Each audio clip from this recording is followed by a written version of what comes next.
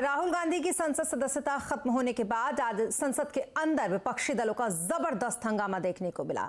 एक सांसद तो लोकसभा स्पीकर ओम बिरला के आसन तक पहुंच गया और काले कपड़े लहराने लगा। इसके बाद स्पीकर ने लोकसभा की कार्यवाही को स्थगित कर दिया, जबकि राज्यसभा की कार्यवाही को कल तक के लिए स्थगित कर दिया गया। हंगामे के बीच आज राज्यसभा ने फाइनेंस बिल को अनुमति दे दी। अब इस बिल को लोकसभा में अंतिम मंजूरी के लिए लाया जाएगा। संसद में आज भी हलचल पर ज्यादा अपडेट के लिए हमारे साथ जुड़ रहे हैं लक्ष्मण जी, उनसे जानेंगे क्या कुछ रहा संसद का हाल। लक्ष्मण जी, क्या हुआ आज संसद में, क्या अपडेट है आपके पास? देखिए, लगातार जो हंगामा चल रहा था संसद के इस बजट सत्र में, वो हंगामा आज भी जारी रहा और ये अवसंभावी था। मतलब इसको लेके किसी को दो राय नहीं थी, क्योंकि जिस तरीके से राहुल गांधी की सदस्यता रद्द की गई और उसके बाद विपक्षी लोगों ने और कांग्रेस ने हल्ला बोलना शुरू कर दिया। आज सुबह से माहौल ये संसद के परिसर के भीतर भी आपको देखने को मिला और संसद में जो विरोधी पक्ष के सांसद थे, कांग्रेस के सांसद हों, कुछ दूसरे दल के सांसद, डीएमके के, एनसीपी के सांसद हों, उन सभी ने काले कपड़े पहन के यहाँ पहुंचे विरोध प्रदर्शन करते हुए। फिर संसद भवन से लेकर के विजय चौक, जो मुश्किल से 200-300 मीटर की दूरी है, वहाँ तक पैदल मार्च किया और फिर वापस आए। उस पर संसद की कार्रवाई जैसे ही शुरू हुई, हंगामा होना शुरू हो गया, चाहे लोकसभा हो राज्यसभा हो। लेकिन इस हंगामे के भी संसद की कार्रवाई स्थगित करनी पड़ी। लेकिन जब दोबारा राज्यसभा की कार्रवाई शुरू हुई तो हंगामा होता रहा। लेकिन संसद में जो वित्त विधेयक था, खासतौर से फाइनेंस बिल था, उसको यहाँ से सहमति मिल गई राज्यसभा से। अब उसे लोकसभा के पास रखा जाएगा। कुछ ही मिनटों बाद लोकसभा की कार्रवाई शुरू होगी। वहाँ पे माना जा रहा है कि फाइनेंस बिल को अंतिम मंजूरी मिलेगी और उसका बहुत हद तक संभावना है कि फिर संसद स्थगित हो जाएगा कल तक के लिए और संसद का पूरा जो बजट सत्र है वो समय से पहले खत्म हो सकता है। वैसे अगले हफ्ते 8-9 दिन बाद खत्म होना था, लेकिन संभावना ये जताई जा रही है कि कल ही संसद का बजट सत्र जो है वो साइनेडाई हो जाए, यानी खत्म हो जाए, क्योंकि अब कोई भी पक्ष अपने रुख से पीछे हटने को तैयार नहीं है और सहमति बनाने की कोशिशें भी लगभग अब नहीं के बराबर ही हो रही है और मुख्य जो विधायी कामकाज था वो भी खत्म हो गया है। तो संसद का बजट सत्र भी इस हंगामे की वजह से हंगामे की भेंट चढ़ गया और हंगामे की वजह से समय से पहले खत्म होने की संभावना जताई जा रही है। जी, बहुत शुक्रिया तमाम डिटेल्स के लिए आपका लक्ष्मण जी। तो कुल मिलाकर सिर्फ संसद के अंदर ही हंगामा नहीं हुआ, बल्कि राहुल गांधी की जो संसद सदस्यता खत्म हुई उसके खिलाफ आज दिल्ली के जंतर मंतर पर भी कांग्रेस कार्यकर्ताओं ने विरोध प्रदर्शन किया है।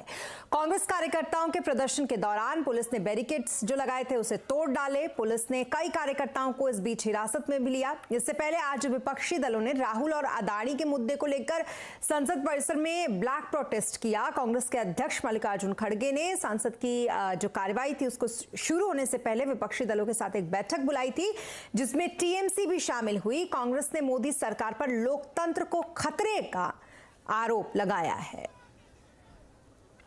आज हम काले कपड़े के ड्रेस में क्यों आए कि ये नहीं कि किसी को बताने के लिए नहीं, हम ये दिखाना चाहते हैं कि इस देश में डेमोक्रेसी को मोदी जी एक एक करके खत्म कर रहे हैं। हिंदुस्तान के आम लोगों को निगाहों भटकाने के लिए मोदी जी लाए हैं कहां से ओबीसी, कहां से एबीसी। मोदी जी और उनको यह मैं कह रहा हूं कि आप लंदन से लाए हैं देशद्रोही की एक मुद्दा, तो सारे मुद्दे सदन के अंदर क्यों ना चर्चा होते। हालांकि दूसरी तरफ बीजेपी ने भी कांग्रेस पर पलटवार किया। बीजेपी ने कहा कि राहुल ने ओबीसी समाज का अपमान किया है और अब कांग्रेस ड्रामा कर रही है। पिछड़ों का अपमान करने का, अपशब्द बोलने का काम ये राहुल गांधी जी और कांग्रेस पार्टी लगातार करती रही है। इनके काले कारनामे, अब काले कपड़े, ये काले जादू तक जाने वाले हैं, क्योंकि काले कारनामे छिप नहीं पाएंगे। सवाल ये खड़ा होता है कि आखिरकार क्या कांग्रेस ने कोर्ट को भी मानना बंद कर दिया है? ये आदेश कोर्ट का है, स्पीकर को तो केवल उस पर पुष्टि करनी है। जिस समय आदेश आया उसी समय से उनकी मेंबरशिप चले गई, सदस्यता चले गई। अब ये नौटंकी किसके लिए है? वो ये कह रहे हैं कि हमें बोलने नहीं दिया जाता, इसलिए डेमोक्रेसी खतरे में है। 2019 में मोदी नाम के सारे सरनेम के बारे में जो गाली दी वो किसने बोला? इसलिए इसका मतलब बोलने की स्वतंत्रता है इस देश में, लेकिन गाली देने की स्वतंत्रता नहीं है। उनको फर्क करना चाहिए, बोलने की स्वतंत्रता में और गाली देने की स्वतंत्रता में उनको फर्क करना चाहिए कांग्रेस को। इधर उत्तर प्रदेश में माफिया अतीक अहमद को लेकर कल से ही गहमा गहमी बनी हुई है। यहां अतीक अहमद को यूपी पुलिस गुजरात के साबरमती जेल से प्रयागराज लेकर आ रही है। पुलिस का ये काफिला भारी सुरक्षा के बीच चल रहा है। आपको बता दें कि अतीक को लेकर यूपी पुलिस आज शाम प्रयागराज पहुंचेगी। इस दौरान अतीक अहमद और उसके रिश्तेदारों को इस बात का डर सता रहा है कि कहीं रास्ते में ही उसके साथ कोई अनहोनी ना हो जाए। अतीक की बहन आयशा ने अपने भाई के एनकाउंटर की आशंका तक जताई है और यही वजह है कि आयशा अतीक को ले जा रहे पुलिस के काफिले के पीछे पीछे साए की तरह चल भी रही हैं।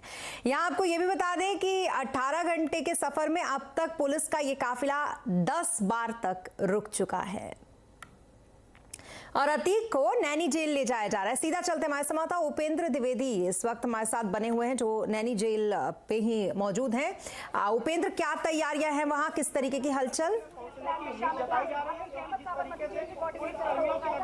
बिल्कुल, देखिए इस वक्त मैं नैनी जेल के चौकी गेट पे खड़ा हूं, जहां से अतीक अहमद और अशरफ को अंदर ले जाया जाएगा। यहां पर पुलिस के साथ ही पीएसी की बटालियन भी तैनात कर दी गई है और आप मूवमेंट देख रहे होंगे किस तरीके से मूवमेंट बढ़ना है।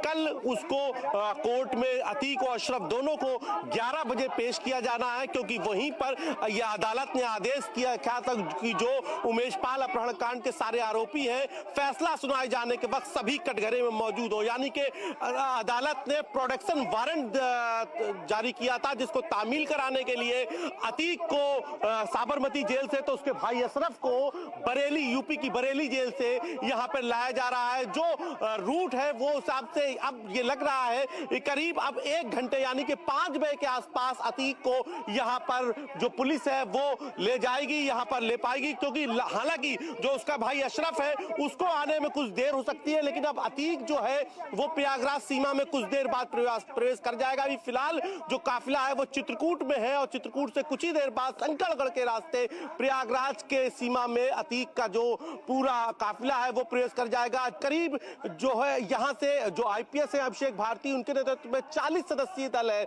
जिसमें इंस्पेक्टर है, 3 डीपीएसपी हैं जो अतीक को लेने साबरमती जेल गए थे और फिलहाल सभी रूट के साथ हैं। और यहाँ पर जिस तरीके से पीएसी का मूवमेंट बढ़ा है, ऐसे माना जा रहा है कि जो सुरक्षा घेरा है उसको और कसा जाएगा।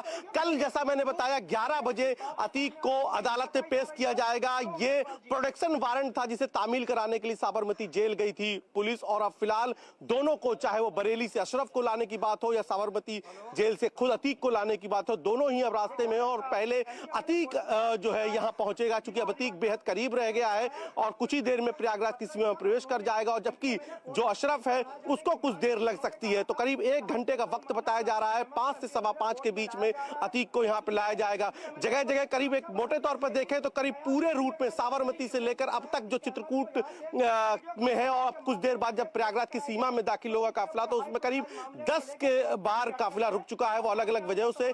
लेकिन जिस तरीके से पूरी फुल प्रूफ सुरक्षा व्यवस्था के बीच में यूपी पुलिस ने तैयारी की थी, उसमें अब तक कोई बहुत बड़ी खामी दिखाई नहीं दी है और पूरे प्लान के तहत उसको लाया जा रहा है। और जो रूट तय था, यानी कि जो चित्रकूट वाले बॉर्डर वाला जो रूट तय था, उसी रूट से फिलहाल अतीक अहमद को लाया जा रहा है। बात आप साल 2006 की है। बिल्कुल, बहुत बहुत बहुत शुक्रिया तमाम डिटेल्स के लिए आपका उपेंद्र। तो कुल मिलाकर